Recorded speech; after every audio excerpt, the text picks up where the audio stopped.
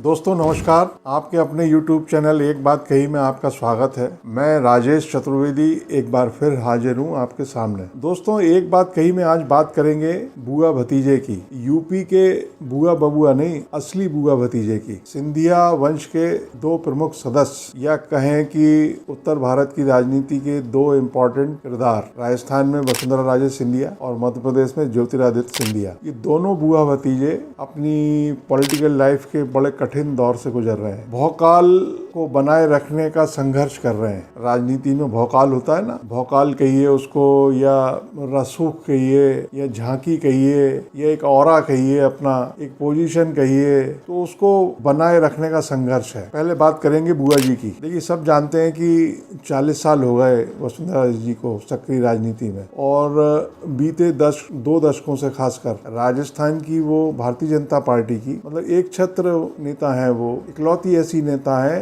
जो लोकप्रिय है और जिनका मतलब जनाधार है, जिनको मासेस का लीडर कहा जाता है, माना जाता है। स्वर्गीय भैरव सिंह शेखावत के बाद वसुंधरा राजे सिंधिया को ही वो दर्जा हासिल है। अगर भारतीय जनता पार्टी की सियासत की बात करें तो इम्पोर्टेंट चेहरा है। मगर भारतीय जनता पार्टी ऐसा लग रहा है कि इस बार जो विधानसभा चुनाव होने वाले हैं उसमें उनको आगे नहीं रखेगी, मतलब उनको चेहरा नहीं बनाने जा रही है। 2-3 बातें ऐसी हैं जिनसे स्पष्ट संकेत मिलता है कि बीजेपी के केंद्रीय नेतृत्व ने, सेंट्रल लीडरशिप ने शायद ये तय कर लिया है कि वो अब राज्य में, राजस्थान में नए नेतृत्व को पैदा करेंगे। तो पहला जो एक संकेत दिया वो ऐसे दिया कि जो परिवर्तन यात्रा निकलने वाली है 2 सितंबर को, जिसका आगाज होने वाला है सवाई माधोपुर में, गृह मंत्री अमित शाह उसका उद्घाटन करेंगे, शुभारंभ करेंगे, और उस यात्रा का नेतृत्व वसुंधरा राजे सिंधिया को दिया गया है। मगर हो क्या रहा है इस बार कि बीजेपी ने परिवर्तन यात्रा को 4 हिस्सों में बांट दिया है। माने एक यात्रा नहीं निकलेगी, क्योंकि 2003 में जब परिवर्तन यात्रा निकली थी पहली, वो वसुंधरा राजे चेहरा थी, उसमें एकमात्र चेहरा, और बीजेपी को कामयाबी मिली थी, सरकार बन गई थी बीजेपी की,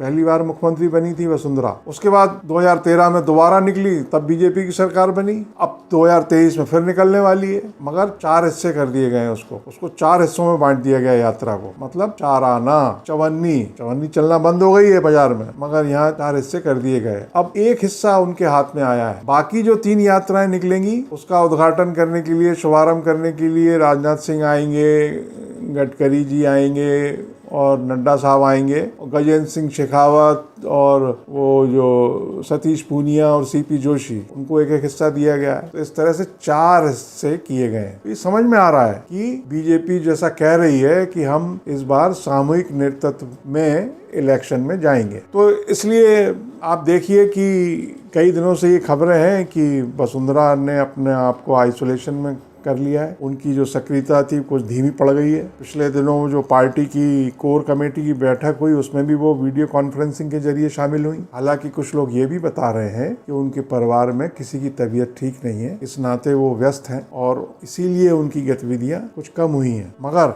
वो गंगापुर सिटी में कार्यक्रम था सहकारिता पर, गृह मंत्री अमित शाह आए थे, कुछ दिन पुरानी बात है, 2-4 दिन हो गए। उसमें वो वसुंधरा की कोई पूछ परख नहीं हुई, कोई उनका नाम नहीं लिया गया, कोई जिक्र नहीं। 2 कमेटियां बनाई गई, मैनिफेस्टो कमेटी और चुनाव प्रबंध समिति, दोनों से वो नदारद है। अब चुनाव अभियान समिति का इंतजार किया जा रहा है। लगता नहीं है कि उसमें भी उनका चेहरा आगे किया जाएगा। तो कुल मिला के उनको संघर्ष करना पड़ रहा है, क्योंकि उनको मालूम है कि 70 वर्ष की उम्र हो चुकी है। अब ये जो मतलब समय चल रहा है, ये लड़ाई आखिरी है, और अगर उनको इस बार पीछे कर दिया गया तो फिर वो मार्गदर्शक मंडल की सदस्य बना दी जाएंगी। अब उनका जैसा लेकिन मिजाज रहा है, जो लोग उनको जानते हैं, वो इसको जो है ऐसे माने जिस रूप में उनके सामने चीजों को रखा जा रहा है वैसे के वैसे ही ग्रहण कर लेंगी, लगता नहीं है, क्योंकि इसके लक्षण भी दिखने लगे हैं। एक बीजेपी के वयोवृद्ध सीनियर मोस्ट लीडर हैं कैलाश चंद्र मेघवाल, मतलब कई बार विधायक रहे, विधानसभा के स्पीकर रहे, केंद्र में मंत्री रहे, लोकसभा के सदस्य रहे, 90 साल की उम्र हो गई, अभी भी विधायक हैं। उन्होंने मतलब प्रधानमंत्री मोदी के जो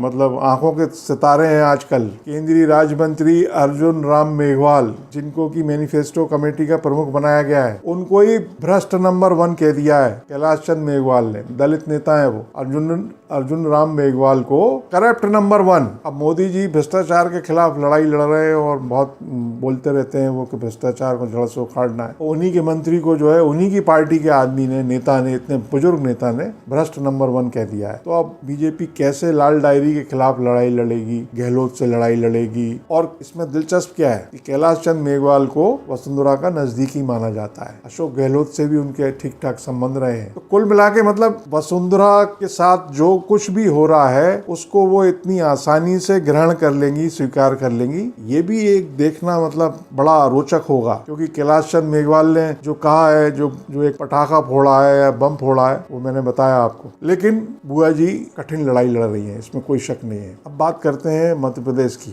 भतीजे ज्योतिरादित्य सिंधिया। 11 मार्च 2023 को उनको 3 साल हो गए भाजपा में आए हुए। अब उनके सामने चुनौतियों पे चुनौतियां आने वाली हैं। सबसे पहले तो यही कि जो उनके साथ विधायक आए थे वो क्या जो चुनाव की सूची आने वाली है उसमें टिकट पा पाएंगे। सबसे पहली परीक्षा तो ये होने वाली है। दूसरी, हालांकि उनको जो चुनाव प्रबंध समिति है उसका मेंबर बनाया गया है ज्योतिरादित्य सिंधिया को, बुआ की तरह उनके साथ नहीं हुआ है। मगर अब वो यहाँ भी मध्य प्रदेश में भी जो है वो जन आशीर्वाद यात्रा निकलने वाली है, क्योंकि यहाँ पार्टी की सरकार है। यहाँ परिवर्तन यात्रा तो निकलेगी नहीं, तो परिवर्तन क्या मांगेगी बीजेपी, सरकार है उसकी, और पिछले कितने वर्षों से सरकार है। तो यहाँ निकल रही है जन आशीर्वाद यात्रा। यहाँ भी हालांकि ये तय नहीं किया है कि कौन चेहरा होगा, क्योंकि 5 निकल रही है। तो जाहिर है कि यहाँ तो 54 से भी मतलब 1/5वां हिस्सा हो गया, 5 हिस्से कर दिए गए 20-20। अब 20 का सिक्का तो आता नहीं है, 54 नहीं आ रही तो 20 कहाँ से आएगी। मगर इसमें भी अभी ये तय नहीं है कि ज्योतिरादित्य सिंधिया को कोई जवाबदारी दी जाएगी कि नहीं दी जाएगी। और पार्टी में जो प्रदेश इकाई है मध्य प्रदेश की, उसमें उनके साथ क्या बर्ताव किया जा रहा है, कितनी उनकी पूछ परख हो रही है, ये चीजें धीरे धीरे अब सामने आ रही हैं। कुल मिला के ये है कि वो भी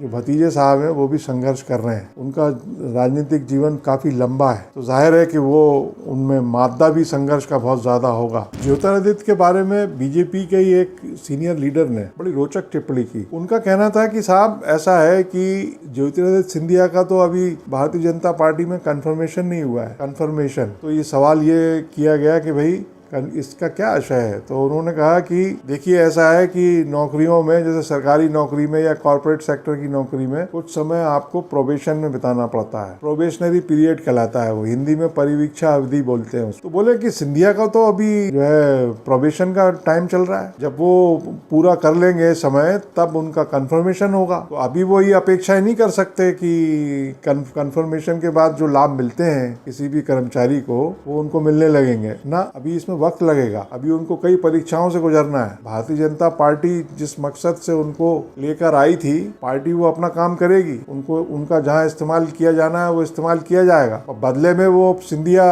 कांग्रेस की तरह वैसी अपेक्षाएं नहीं कर सकते जैसी कि वो कांग्रेस में करते रहे। ये भी एक बड़ा मतलब रोचक मामला है। कंफर्मेशन नहीं हुआ है अभी। दोस्तों, इस वीडियो में इतना ही। अगर आपको ये पसंद आया हो तो इसको लाइक करें, शेयर करें, कमेंट करके जरूर बताएं, और चैनल को अगर सब्सक्राइब ना किया हो कृपया सब्सक्राइब कर लें, इससे हौसला बढ़ेगा। नमस्कार, धन्यवाद।